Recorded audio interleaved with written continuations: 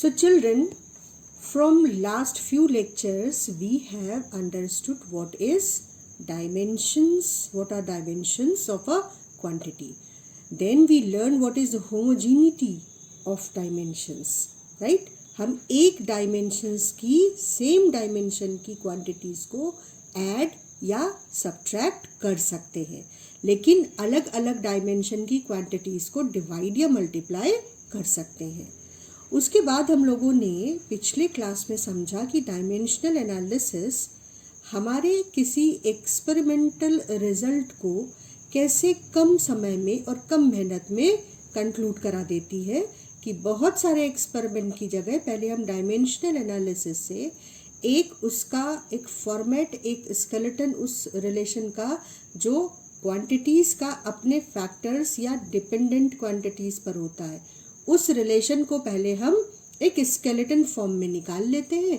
फिर हम एक्सपेरिमेंट के थ्रू उस रिलेशन को चेक करते हैं, कंप्लीट करते हैं, जहाँ कॉन्स्टेंट्स की ज़रूरत होती है वो उस एक्सपेरिमेंट से निकालते हैं.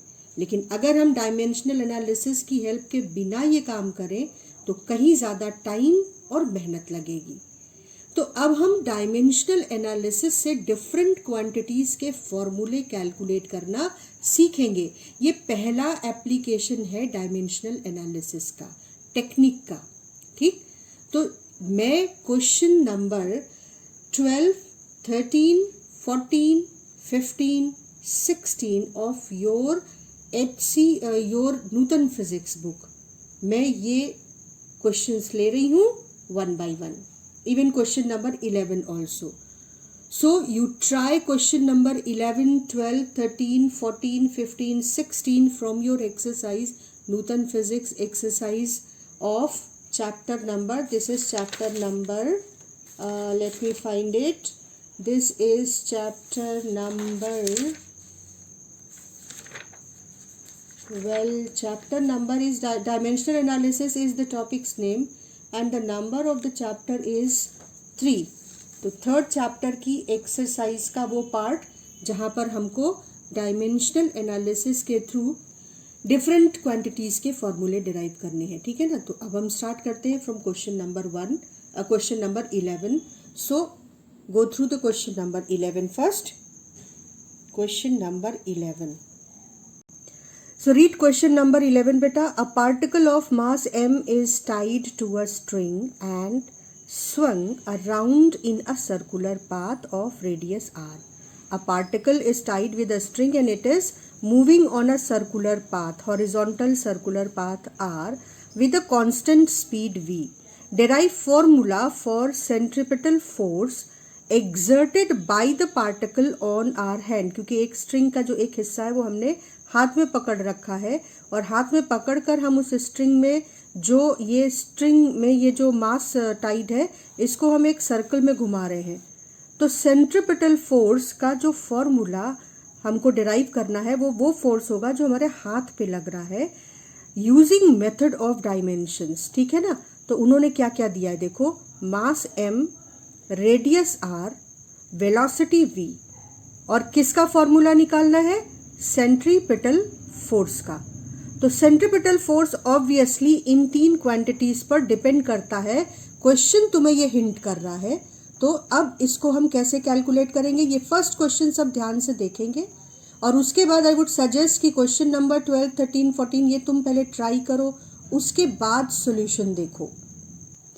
तो ध्यान से समझेंगे इसे. सबसे पहले हम लिखेंगे कि let the dimension of force depends upon dimension of mass to the power x, dimension of radius to the power y and dimension of speed to the power z. ठीक है. अब जब हम ये प्रोपोर्शनैलिटी कांस्टेंट हटाएंगे तो ध्यान से देखो, डायमेंशन इस क्वांटिटी का इन क्वांटिटीज के डायमेंशंस पर डिपेंड करता है. लेकिन यहाँ पर हमको एक कांस्टेंट लगाना है. ये कांस्टेंट, ये ड्रॉबैक है इस एनालिसिस का, इस टेक्निक का, कि ऐसा कोई कांस्टेंट जो अगर फॉर्मूले में आता है जिसके डायमेंशंस नहीं हैं तो हम इस फॉर्मूले से फिर वो फॉर्मूला नहीं निकाल सकते हैं इस टेक्निक से, तो हमको फिर एक्सपेरिमेंट्स के थ्रू उस डायमेंशंस, उस कांस्टेंट का की वैल्यू निकालनी पड़ती है। और इसके अलावा अगर 3 क्वांटिटीज से ज़्यादा पर डिपेंड कर रहा होता है ये, तो भी हम उसका फॉर्मूला नहीं निकाल पाते हैं, तब हमको दूसरे मेथड्स यूज़ करने पड़ते हैं। तो डायमेंशनल एनालिसिस एक अच्छी टेक्निक है, लेकिन इसकी अपनी कुछ लिमिटेशंस भी हैं। तो अब हम यहाँ पर इक्वल लगाकर एक कांस्टेंट k लगाते हैं, और हम यहाँ पर साइड में लिखेंगे कि constant k is dimensionless.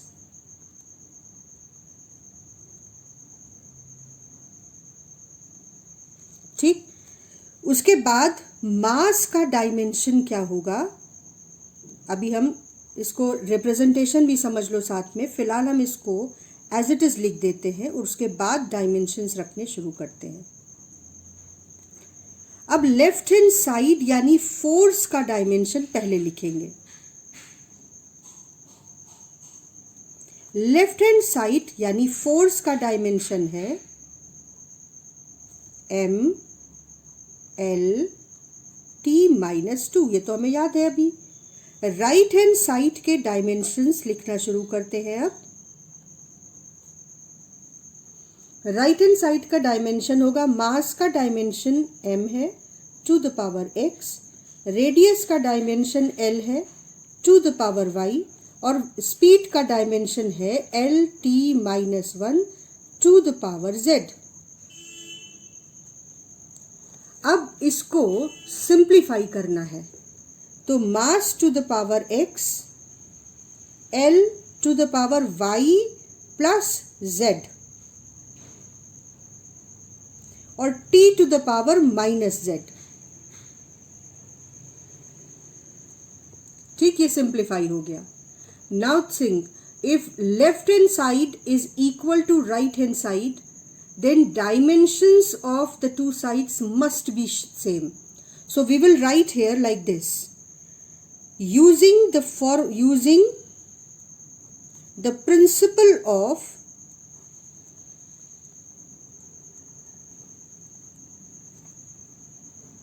homogeneity।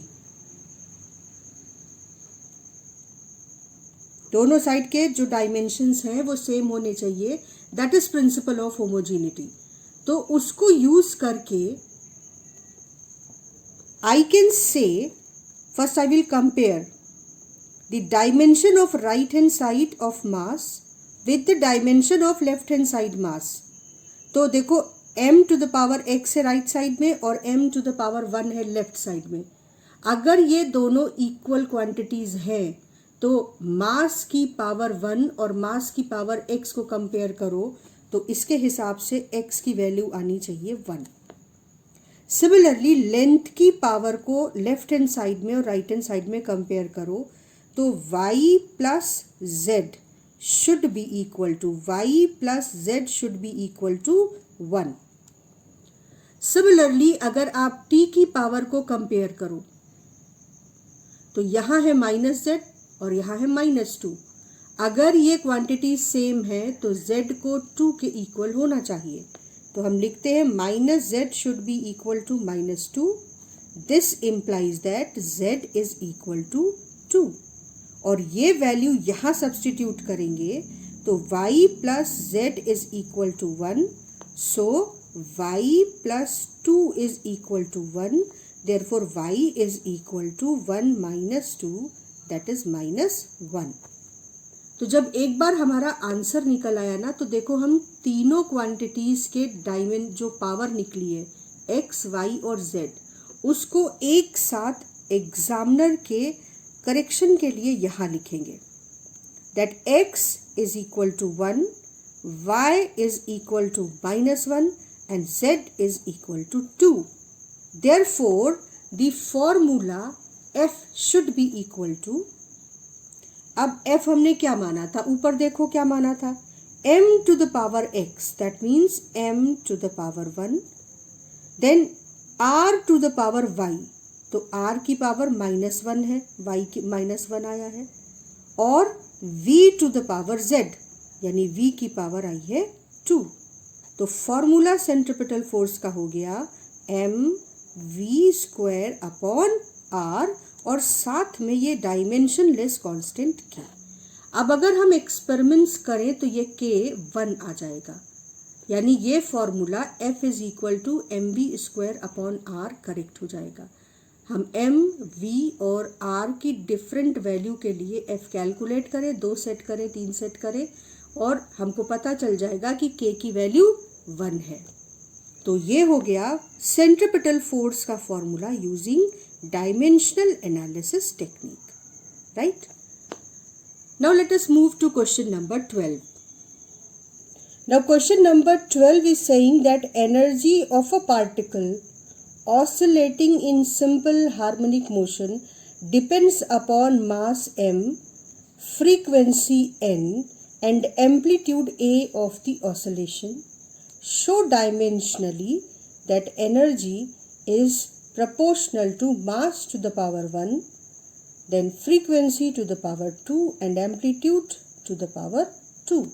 अब यहाँ पर क्या करना है, यहाँ पर आपको उन्होंने एग्जैक्टली आंसर ही बता दिया है कि आपको ये प्रूव करना है, पर ऐसा कोई भी क्वेश्चन डायमेंशनल एनालिसिस का मिले, तुम उसमें पहले वो फैक्टर ढूंढ लो जिसका फॉर्मूला निकालना है।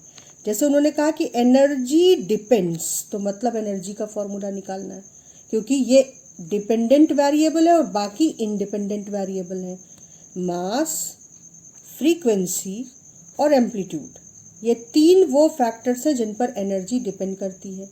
तो बस डिपेंडेंट वेरिएबल और इंडिपेंडेंट वेरिएबल क्वेश्चन में ढूंढ लो और उसके बाद हमारा काम शुरू। तो अब हमारे क्वेश्चन में मेन क्वांटिटी क्या है, energy. So dimension of energy depends upon dimension of mass and we don't know the power exactly in the formula, so we will say let its power be x. Then frequency to the power y, then amplitude to the power z. So dimension of energy should be equal to a dimensionless constant k, dimension of mass to the power x, dimension of n to the power y and dimension of amplitude to the power z. अब left hand side के dimensions energy के लिख देते हैं, याद हो जाना चाहिए अब तक। ml2t minus 2 is equal to dimensionless quantity. We will mention it here that k is dimensionless.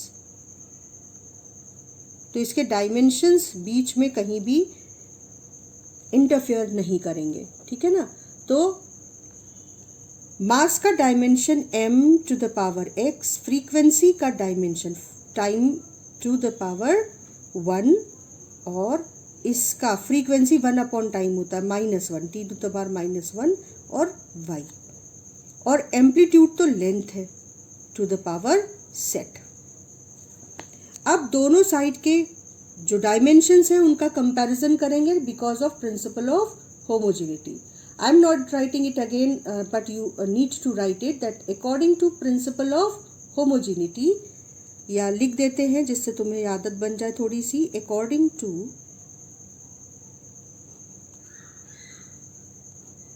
principle of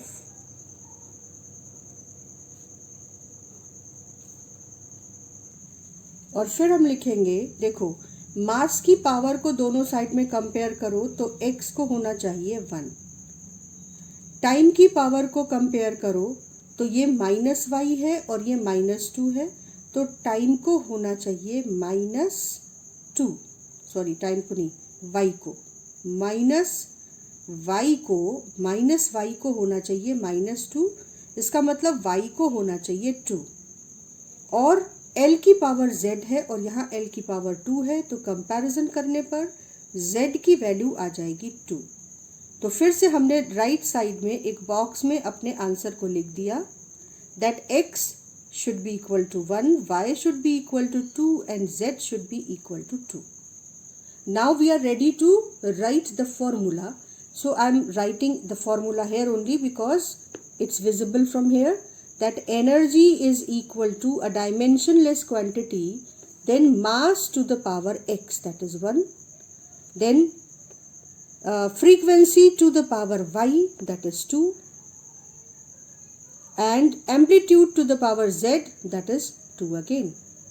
और यही तो उन्होंने कहा था कि प्रूव करो, that is proved.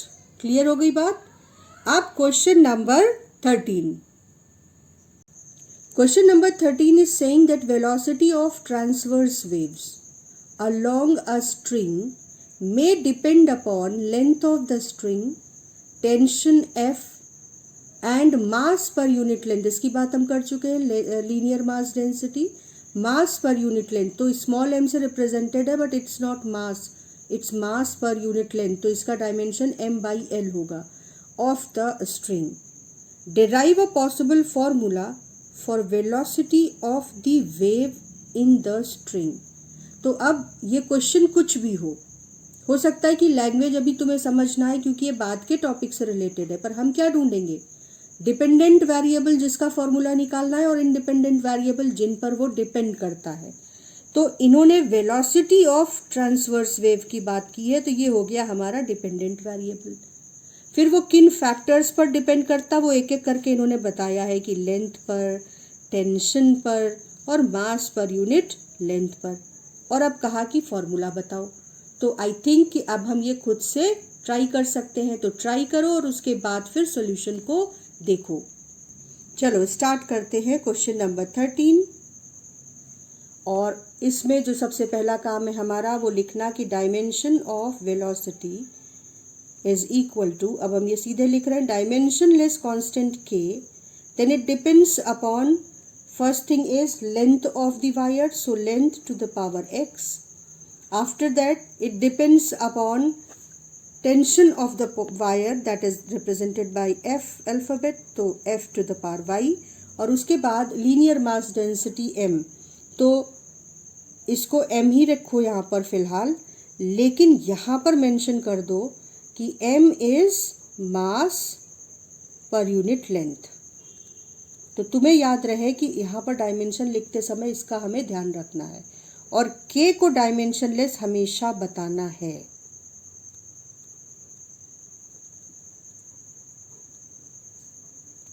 Right. So now right the left hand side, l t -1 dimension हो गया, k से कुछ मतलब नहीं है, लेंथ हो गया l to the power x, tension. अब स्ट्रिंग को यहाँ पे ये चीज़ तुम्हें पता होनी चाहिए कि एक वुडन ट्रायंगुलर पीस से स्ट्रिंग जो है वो इस तरीके से खींचकर एक पुली से नीचे लटकाई जाती है और यहाँ पर एक हैंगर लटका होता है. ये जो पुली है इससे जो पास होकर हैंगर लटका, इस पर वेट रखते हैं, वो वेट इस स्ट्रिंग को खींचता है.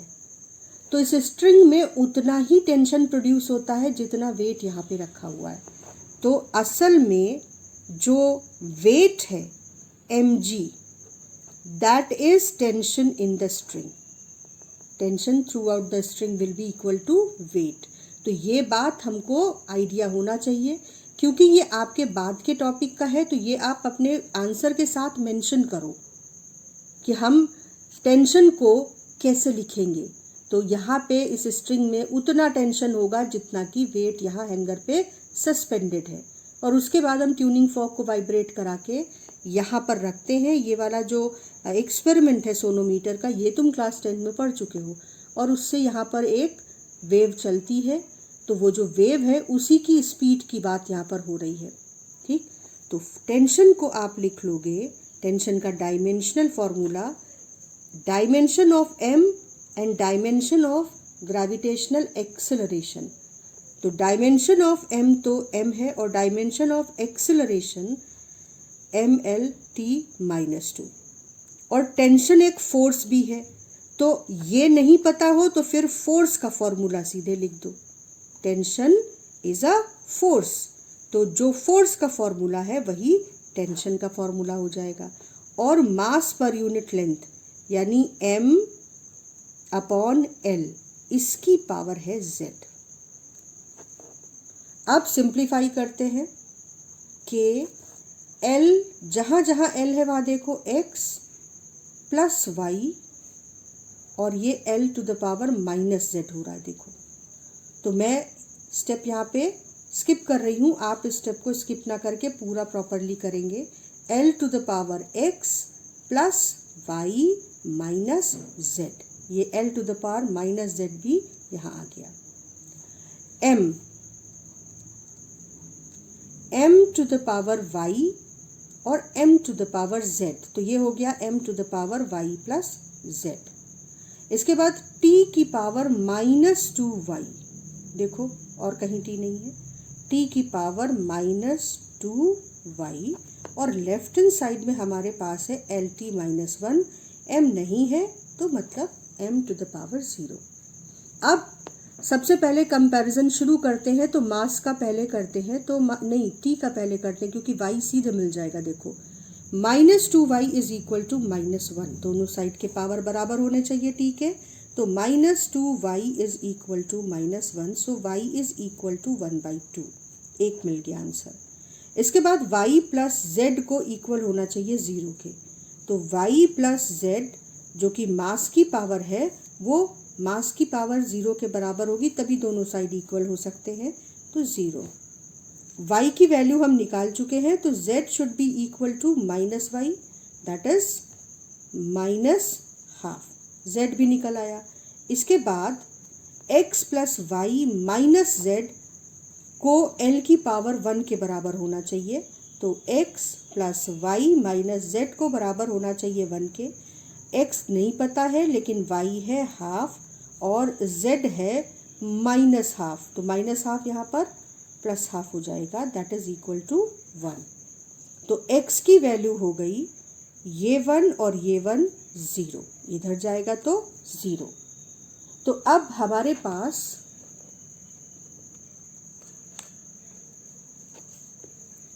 ये देखो -y इज इक्वल टू -1, तो y की वैल्यू हो गई -2y इक्वल टू -1, तो y की वैल्यू हो गई half. y plus z is equal to 0, y plus z, ये y plus z is equal to 0 m की पावर, ठीक, तो z की वैल्यू हो गई -y यहाँ से, तो -हाफ। इसके बाद देखो m की value y plus Z, x plus L की value x plus Y minus Z, l का पावर इस l के पावर के बराबर होना चाहिए यानी 1, तो x plus Y minus Z is equal to 1, तो x plus half equal to 1, तो ये हो गया x की पावर 0। तो अब आंसर क्या आ रहा है देखो, सबसे पहले हमने बॉक्स में सारे वैल्यूज़ को रख दिया, x is equal to 0, y is equal to +half and z is equal to -half. After that just look at the formula we had started. V is equal to dimensionless constant k then L F M. तो चलो इनकी powers लिखते जाते हैं यहीं पर। V is equal to k और L की पावर x, जबकि x की वैल्यू आई है 0, y f की पावर y जबकि y की वैल्यू आई है हाफ, और m की पावर z जबकि m की वैल्यू आई है -half. So the formula is k under root, half का मतलब अंडर रूट f/m, ये v। तो ये हो गई वेव की वेलोसिटी किसी स्ट्रिंग में जिसका टेंशन फोर्स F हो और जिसकी लीनियर मास डेंसिटी m हो। ठीक, क्लियर हो गई बात देखो। अब नेक्स्ट क्वेश्चन पर चलते हैं। Question number 14 is saying that frequency of a tuning fork depends upon length of the prong, tuning fork की arm, density and Young's modulus of the material of the tuning fork. From dimensional considerations, find possible formula for frequency of tuning fork. तो जो dependent quantity है वो हमने mark की frequency, and the frequency depends upon frequency को n से represent कर रहा है. Depends upon length of the arm, Young's modulus of the material and density of the material of which that simple tuning fork is made of. तो चलो इसको start करते हैं. तो देखो जैसे हम पहले कर रहे थे, फ्रीक्वेंसी को हमने लेंथ, यंग्स मॉड्यूलस और डेंसिटी ऑफ द मटेरियल तीनों के फॉर्म में एक्स वाई जेड पावर के साथ लिख दिया. ये डायमेंशनलेस है. अब इसके बाद लेंथ तो डायमेंशनल फार्मूला एल होगा और डेंसिटी मास अपॉन वॉल्यूम होगा. लेकिन मॉड्यूलस ऑफ इलास्टिसिटी तुमको याद शायद ना हो, तो Young's modulus is modulus of elasticity, और उसकी जो फॉर्मूला आया था वो हमने इस फॉर्मूले से, डायमेंशनल फॉर्मूला इस फॉर्मूले से निकाला था, स्ट्रेस अपॉन स्ट्रेन से. स्ट्रेस था फोर्स पर यूनिट एरिया और स्ट्रेन की कोई डायमेंशन नहीं थी. तो modulus of elasticity that is Young's modulus will be dimension of stress only.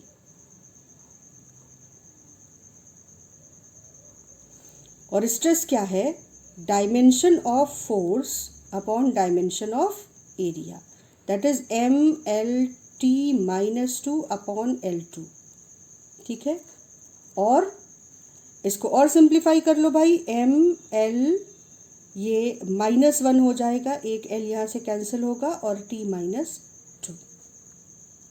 तो अब हमारे पास यंग्स मॉड्यूलस का जो डायमेंशनल फॉर्मूला है वो रेडी है यहाँ रखने के लिए. तो फ्रीक्वेंसी का डायमेंशन हो जाएगा t-1. हमको पता है 1 अपॉन टाइम पीरियड होता है. k के डायमेंशन से कोई मतलब नहीं है. लेंथ का हो गया l, यंग्स मॉड्यूलस का हो गया ml-1 t-2. तो ml-1 t-2 to the power y. और डेंसिटी का हो गया मास पर यूनिट वॉल्यूम. वॉल्यूम क्या हो गया बेटा? l टू द पावर 3, और इसकी पावर z है फॉर्मूले में. अब इसको सिंप्लीफाई करते हैं. k l की पावर x, और ये देखो l की पावर -y, यहाँ लिखते जाते हैं -y. l की पावर 3 नीचे है, ऊपर आएगा l की पावर -3, और ये z, तो l की पावर -3z. m को देखो, m की पावर y और m की पावर z, तो ये हो गया m की power y plus z. t को देखो, t की पावर है -2y और कहीं t नहीं है, तो t की पावर हो गई -2y. अब इसको और सिंपल करके लिख लेते हैं. l to the power x minus y minus 3z, m to the power y plus z and t to the power -2y. और इधर देखो तो t की पावर -1 है, तो बाकी टर्म्स को ऑब्वियसली हम पावर 0 के साथ लिख लेते हैं. अब प्रिंसिपल ऑफ होमोजेनिटी कहता है dimensional formula of this side should be equal two dimensional formula of this side. तो m की पावर 0 है, तो y प्लस z को 0 होना चाहिए. l की पावर 0 है, तो x minus y minus 3z को 0 होना चाहिए.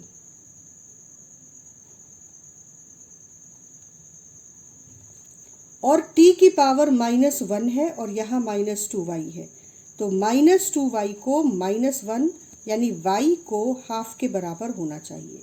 ये वैल्यू उठाकर यहाँ रख दो, y को हाफ के बराबर होना चाहिए, और ये वैल्यू उठाकर यहाँ रख दो. तो z की वैल्यू -y के बराबर है, यानी -हाफ के बराबर है. इसके बाद ये दोनों वैल्यूज उठाकर यहाँ रख दो. x माइनस y, और y है हाफ, -3 और z है -half. This should be equal to 0. तो x minus half plus 3/2 is equal to 0. Therefore x is equal to, इसको सिंपल करो तो ये हो जाएगा 1/2, 3/2 में से माइनस होगा तो हो जाएगा 2/2, that is 1 plus 1 is equal to 0. तो x की वैल्यू हो जाएगी -1. तो x की वैल्यू -1, y की वैल्यू हाफ और z की वैल्यू -हाफ. तो हमने यहाँ साइड में ये सारे आंसर्स लिख दिए एक बॉक्स में. x की वैल्यू -1, y की वैल्यू हाफ. कैलकुलेशन बेटा चेक करते जाना. कैलकुलेशन में कहीं गलती रहेगी तो हम लोगों को परेशान होना पड़ेगा बाद में फिर से। तो ये तुम्हारे पूरे फॉर्मूले का डेरिवेशन ऑलमोस्ट पूरा हो गया देखो। और अब हम लोगों को बस केवल फॉर्मूला लिखना है।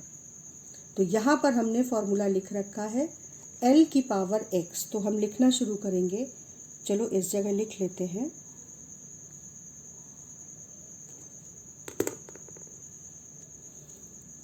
Frequency n is equal to, देखो सबसे पहले क्या कह रहे हैं, k तो लिखा रहने दो, l की पावर x, और x आया है -1, तो l हो गया -1। ठीक, इसके बाद y की यंग्स मॉड्यूलस y की पावर y, तो यंग्स मॉड्यूलस की पावर हो गई हाफ, और फिर डेंसिटी की पावर z, यानी डेंसिटी की पावर हो गई -1/2, जो कि I है। तो आपका ये फॉर्मूला हो जाएगा K/L। फिर ये दोनों का पावर देखो हाफ है, तो √, y ऊपर चला जाएगा और रो नीचे। तो ये हो गया तुम्हारा फॉर्मूला जो उन्होंने पूछा था। इसको हम ठीक से नीचे लिख देते हैं। Frequency is equal to K/L √y/डेंसिटी रो।